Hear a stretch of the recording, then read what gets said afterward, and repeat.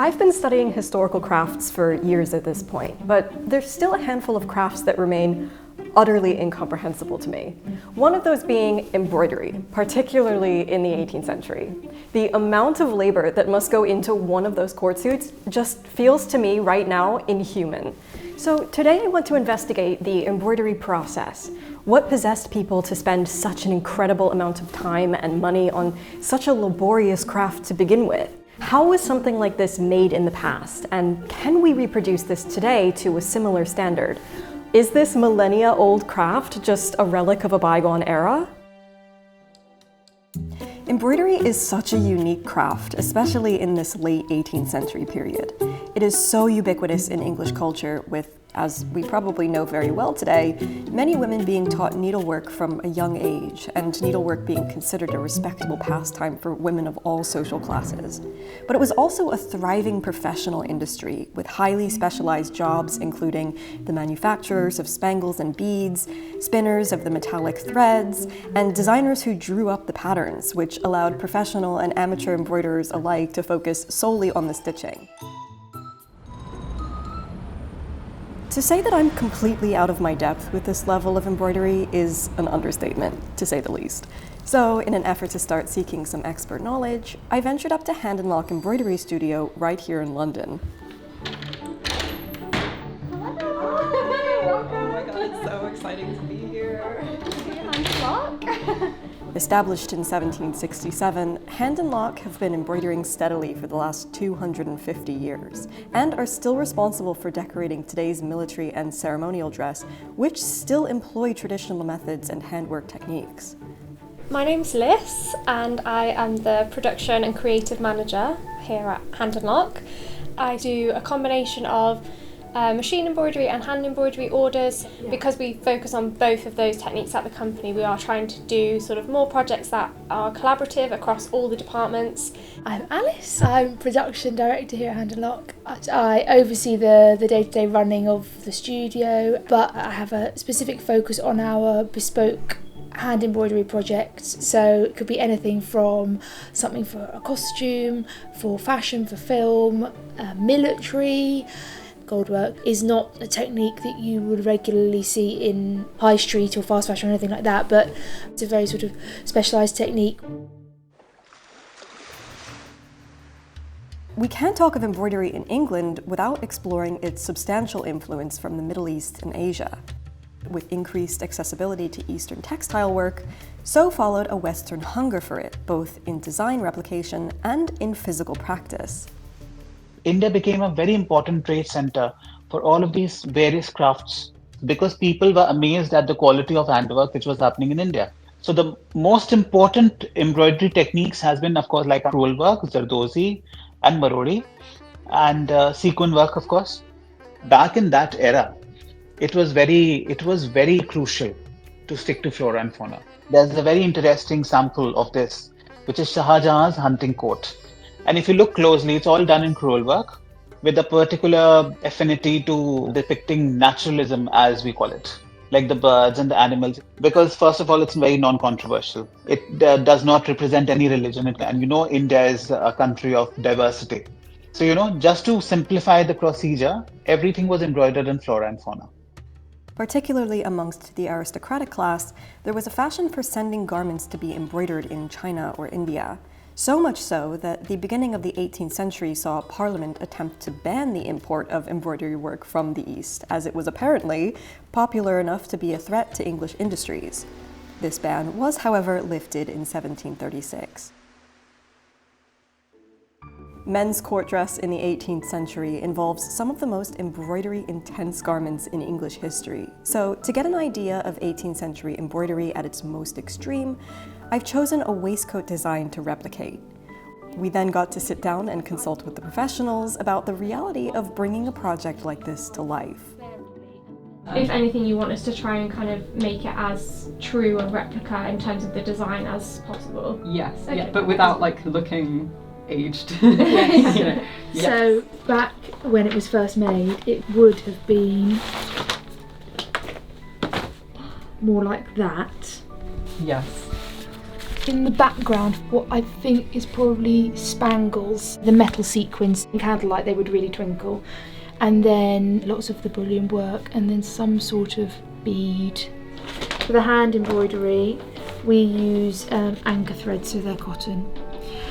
They are sort of a mid-shine, not too shiny.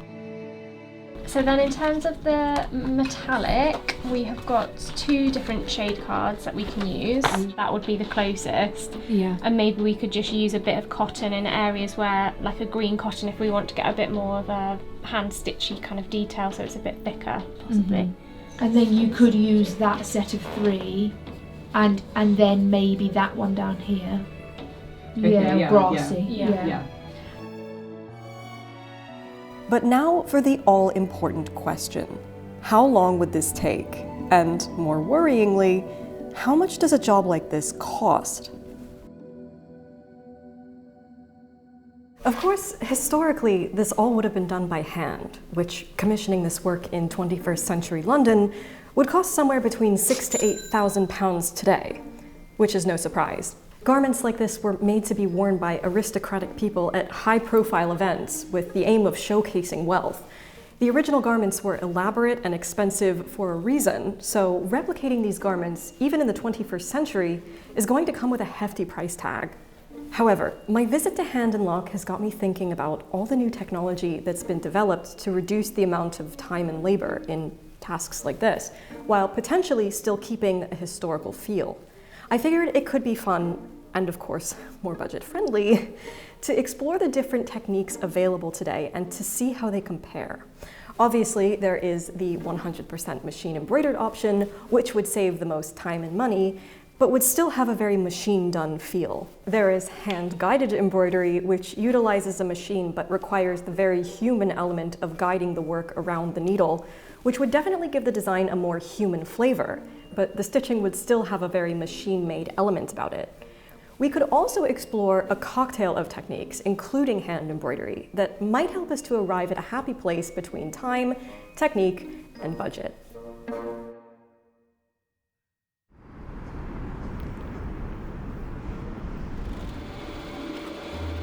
I'm now curious to see if this combination of historical techniques with modern efficiency can produce, for, say, period films or theater productions, a historically convincing garment, without, of course, the time and money required of the original socially elite product. This plan also comes out to cost under half of what the project would cost to do the whole thing by hand. Really, no digital embroidery is worth anything if the digitizing isn't good. Yeah. You kind of need the 2 elements to it. You need the digital embroidery software and you need good digital embroidery machines, and when those 2 come together, and if it's both done well, then you get a really good result. We've worked with the photograph of the original, so we're then sort of trying to obviously copy it as much as possible whilst kind of taking the new pattern piece into consideration. But what we've actually done on a lot of these is given them more of an extreme stitch angle because it gives it more of a hand-guided feel. And we've opened the stitch spacing quite a lot on that one, so you can see how tight this one is compared to this one where you can see the background through. So just to give it that more like feathery feel. So every single point can be manipulated so we can make it as perfect or imperfect as we want it to be. There's just so many things that could affect how something stitches out on the machine. You need to have your sort of tensions all set up, you need to have the right gauge needles, you need to know your different thread qualities, you need to know what machine speed is most appropriate. And it is always a person that is threading those needles at the end of the day. Although it's a machine, that still has to be done by hand. We really like those techniques where we're working quite interactively with the machine. So this is the printout for this design. Ooh. So you have, this is like the first thing that stitches to the last thing that stitches. Each number on here has a colour, and then we say which needle it's going on. Ooh. And then you can sort of program it. This will essentially show us exactly what is going to stitch out and in what order. Wow. And as you can see, what we've tried to do for machine embroidery to sort of try and make it as efficient as possible is to try and group the colours as much as possible. So it started off with a big block of the sort of ivory tone, and it's now doing a lot of like the darkest green, and you'll sort of see it changing as it goes throughout. Yeah, so actually final stitch count is 72,100, obviously per side. So Wow. yeah, over 140,000 stitches. It's quite a few. Yeah.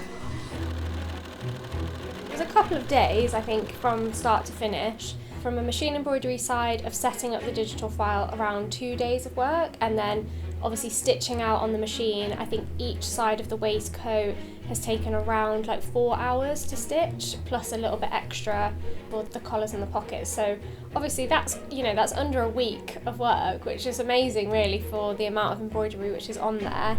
So you're looking at the sort of hand embroidery being at least 2 to 3 times the amount of time required by machine.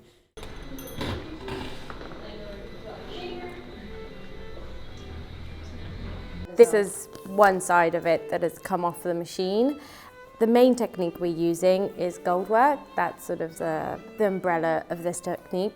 Within gold work you have cut work, which is basically the bullion that we use. If you imagine it like a very, very long bead that we cut down to size.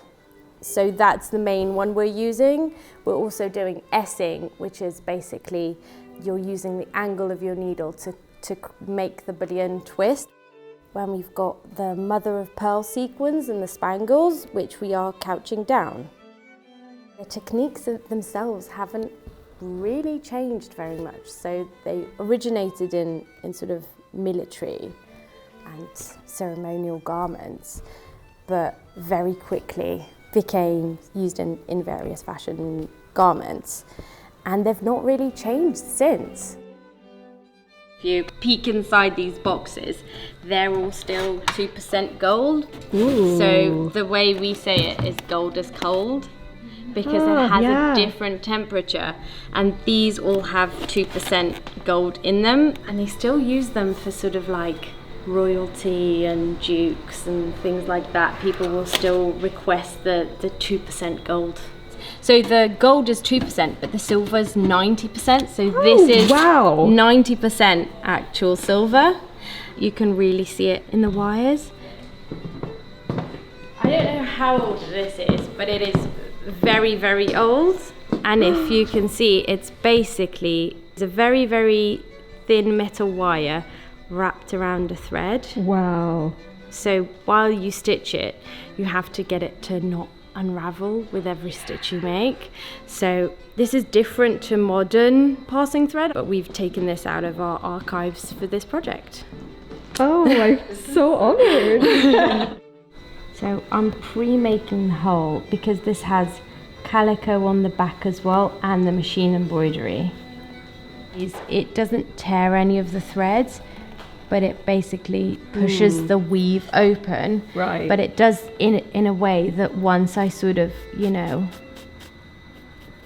can't see I've been there. Yeah. So it's a very, very handy tool to have. I'm also not knotting this thread. Once we do a few of them, I'm going to flip this frame and I'm going to couch it on the back, so a lot like how you would stitch cording. And then I don't have as hard of a time getting this thread through. And for it to be a smooth line, I sort of just keep the passing thread taut as I couch it down to sort of just keep it nice and smooth so the line doesn't wobble. This is basically what the friction does. It unravels. You can really see how it's unraveled the metal. So I'm gonna squish it with my tweezers in hopes that I can push it through, and then I will cut the excess off. Wow. And keep working. So I won't work with a huge tail because anything beyond my needle is just going to get damaged. It does just add so much sort of depth and dimension. Yeah. I think that's what's nice about mixing hand embroidery with machine embroidery, is you sort of get the best of both worlds. You get the ability to cover sort of distance with machine, and then the ability to sort of... Yeah, you get those hand finishes. Yeah.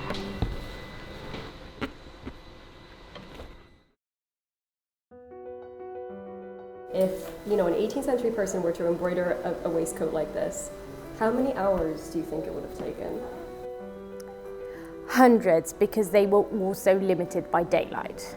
Whereas we can turn the light switch on and we get to keep working. But sort of just what was done in machine embroidery on each side would have been 200-300 hours in itself. Every sort of flower like this takes about 45 minutes to an hour.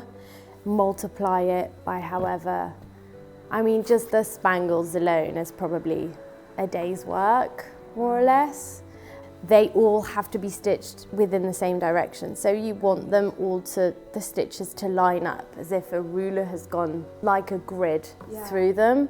So it's that sort of small details that makes it take longer. Part of, what we like to do is to go into those details of sort of making sure the stitch directions line up. Not everyone might see it, but your eye senses it. Yeah. When you see something that is impeccably made, not everyone can necessarily put their finger on it, but you can sort of tell. And that is something that in modern clothing is kind of lost. There is not a machine that can do the traditional hand techniques in exactly the same way, and I think especially the military stuff and the ceremonial projects that we work on still have a very sort of traditional meaning. It's a technique that's been passed down from person to person within that institution or that regiment or that family, and it's something that people want to continue on. There's definitely a sort of technical aspect to embroidery, and I think a mathematical side to it that people don't really realise, and I think lots of textile designers would maybe say that that's not how their brain works, but I do think there is a technical side of thing, and it's nice to have a mixture of that and the much more creative side of things as well. Like essentially embroidery is doing a stitch into fabric or like sewing a sequin, but I think when you really start to challenge what that material is that you're sewing down, the possibilities are really, really endless. I know you're watching this and your little fingies are just dying to give this a go, or maybe not, I don't know your life. But if they are, you and I are so in luck because Hand and Lock actually put together a little kit for y'all to try out this handwork for yourselves. I don't know why this is reading like an ad, but I promise I don't actually make money from this. It's just really cool and I think you all should know about it. It comes with the pre-machined base pattern and lets you try out the various hand techniques used throughout the making of this very design process. There's some gold work, the passing threads, sequins, silk shading. It comes with all the materials you'll need and the most glorious materials, to be sure. I mean, how often do you get to work with metal or mother of pearl sequins? I'm literally obsessed. And of course, there are instructions on how it all works if you were wanting to learn more specifically about this embroidery process. And subsequently, of course, the historical techniques that would have been used to employ these very materials onto historical embroidery projects of the past. I'm personally so thrilled to have got to try these techniques for myself, even though I am definitely not skilled enough to have done a whole waistcoat like this. Although now, I don't know, I'm feeling like I could maybe take it. Bring it, bullion! Anyway, there's a link down in the description if you would like one for yourself. So the question inevitably arises, what did the 18th century do about the question of labor? These are time-consuming garments to make, and they didn't have the option of just automating a portion of the process for budget or speed. Except they did! Embroidered garments, especially waistcoats like this, could be done up in panels well in advance and then purchased by tailors. They were made with plenty of room at the side seams for size adjustment on making up, so a client seeking a waistcoat for a ball in a timely fashion could simply make a trip to his tailor, sift through the embroidered panels that they have in-house, choose one he liked, and the tailor could make it up swiftly in his size. This is effectively the same process we've replicated for this project, only we've commissioned our pre-embroidered waistcoat panels rather than choosing them ready-made. The British East India Company, founded in 1600 by Queen Elizabeth I, was by this late 18th century period in full operation. So by this end of the 18th century period, work was free to be traded and embroidered entirely in other nations. Indian embroidery and Indian labor has been quite cost efficient, and that is a fact of life. Because first of all, the raw material was very cheap. India and China were very close, so the trade was flowing freely. Of course, that was cheap. And labor was, of course, cheap because the cost of living was cheap. When the Britishers came, they came as friends. The relationship in the beginning was very nice because people were getting used to each other. You have all these British soldiers assimilating with the cultures, trying to study Indian scriptures and everything. The differences came when the British overlords sitting in the cold shores of England started passing on treaties after treaties that we, the Indians and the British must not mix. And when the British East India Company turned more greedy and they turned into mercenaries. So that is when the tumultuous relationship between the Britishers and Indians started. With the greed, they started taking over forcefully. So they did a lot of injustice. And not that everyone was involved in the injustice, but the British overlords, the people who owned the British India Company, because they wanted to squeeze the profit out of India, which resulted in the First War of Independence in 1857. But the embroiderers were always considered very auspicious because they used to give a sense of beauty. So they were considered as masters.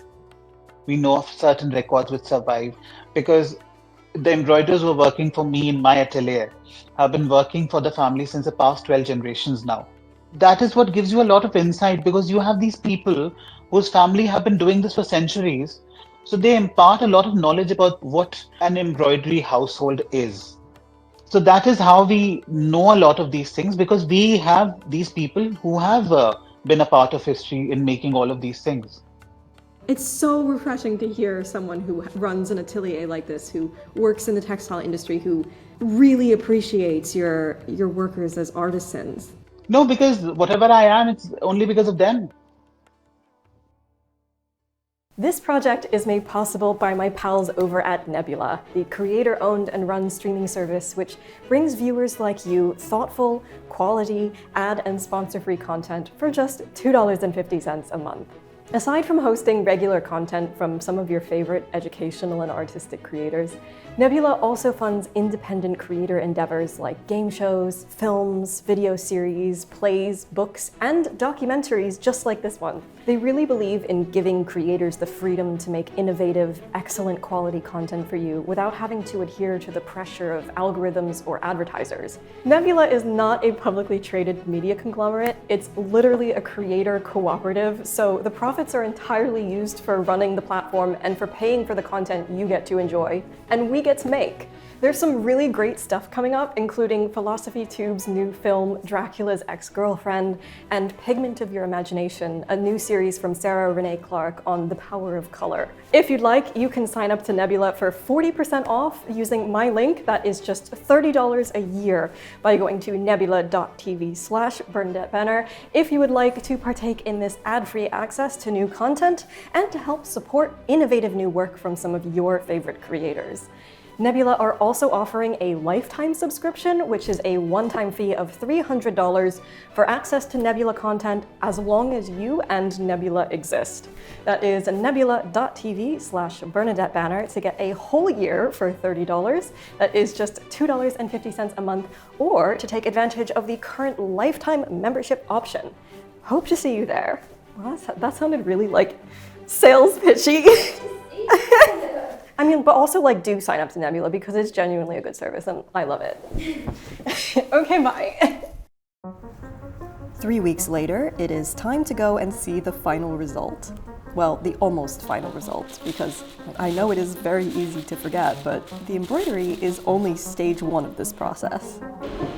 Wow. Oh my goodness. Wow.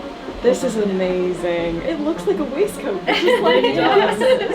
Yeah, honestly, everyone has just absolutely loved working on this project as well. I feel like it's been such a nice collaborative thing across the whole team because it's kind of had a bit of everything involved. So it's digital embroidery on the base, and then we actually ended up doing the borders by hand guided, and then the spangles and beading and all the gold work has been done by hand. And there's also passing thread that we've put into all the little feathery bits. These flowers are silk shaded by hand.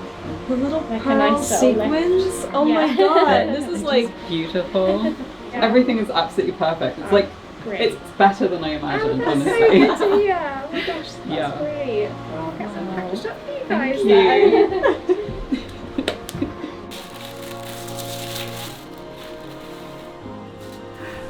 Oh my god, shop dogs are the best. Oh. It's gonna feel like really special to work on. Yeah. I'm just trying to visualize how it's gonna feel like to be working with something so beautiful. Yeah.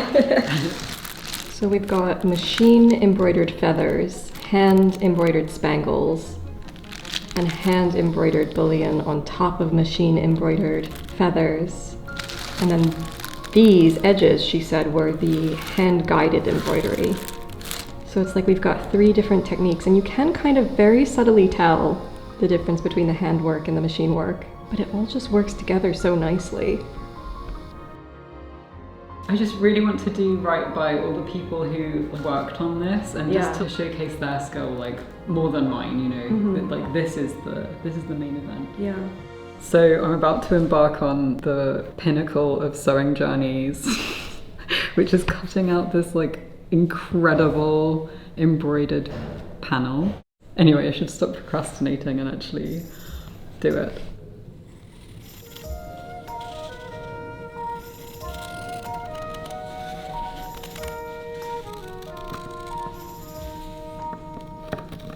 I've given myself a full inch of seam allowance, just in case I need to bring this out a little bit more. It just gives me some extra room to work with.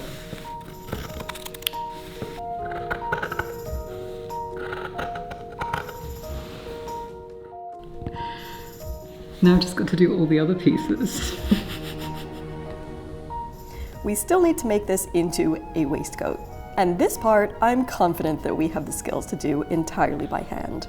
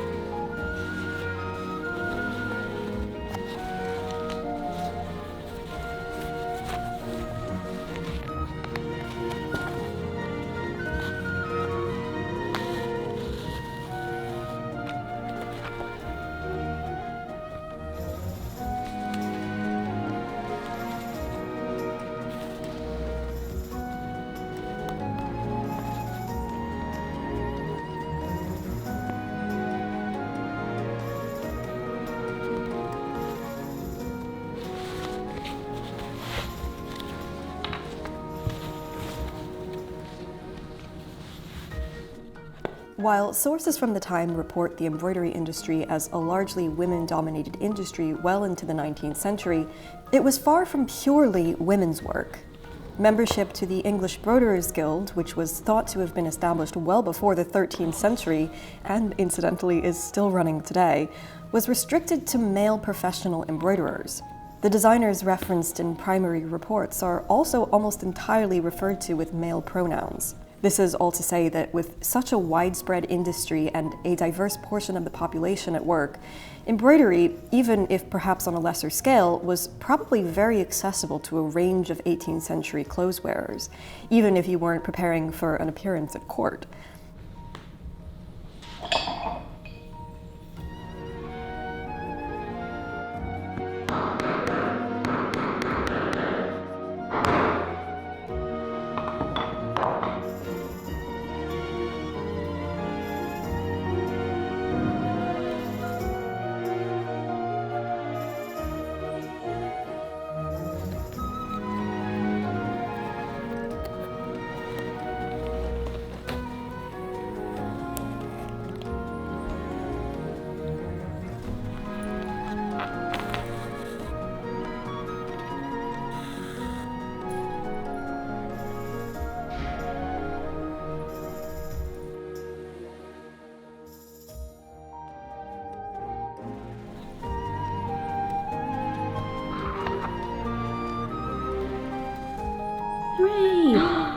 Oh, it's done. There we go.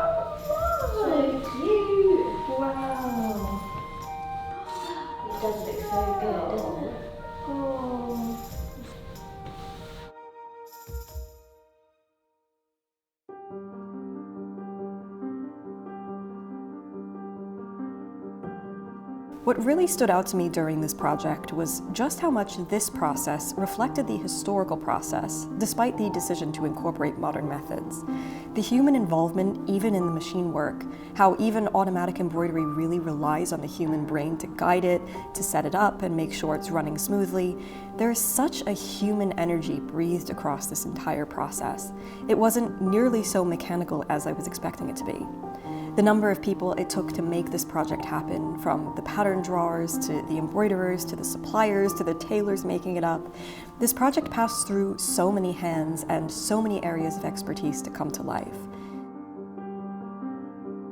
Textiles and embroidery people, I think, are extremely tactile people and have a love of materiality. It adds some magic, in my opinion. It has that magical element to it. See, I think this profession is carried on by people who are very passionate about it. There is a lot of talent there, but it has to be appreciated. It has to be woven into the daily fabric of life. Textiles and clothing it can be very, very sort of emotional to people, and I think embroidery is almost like the highest form of personalisation, customization if you've got something that's really special. And it excites people, and it's fun to do something that excites people. So this particular project was really wonderful to see what happens when you bring the various disciplines together. Hand and Lock bringing their expertise in the art of embroidery and their eye for differentiating historical from modern feels, combined with my, Heathcliff, and Mia's skill in tailoring and fine hand sewing. It all made for a garment that not only feels really beautifully made, but also tells a wonderful story of its creation and all the people who worked on it. It really makes you wonder how many similar stories can be told by the surviving originals and how many have just been lost to time.